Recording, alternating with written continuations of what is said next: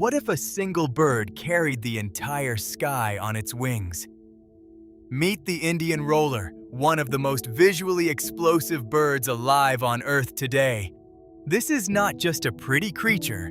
The Indian roller, scientifically known as Coracius bengalensis, is a medium-sized bird measuring just 30 to 34 centimeters in length, roughly the size of a pigeon, yet it commands attention like nothing else in the natural world.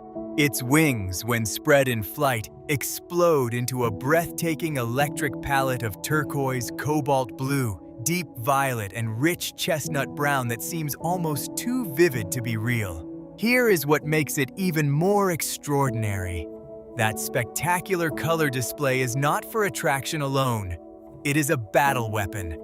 The Indian roller performs dramatic aerial somersaults and rolling dives at speeds exceeding 40 kilometers per hour during territorial fights, flashing those electric blue wings to intimidate rivals.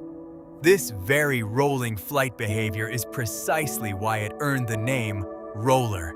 It holds the official status of state bird in not one, not two, but three Indian states: Odisha, Karnataka, and Telangana.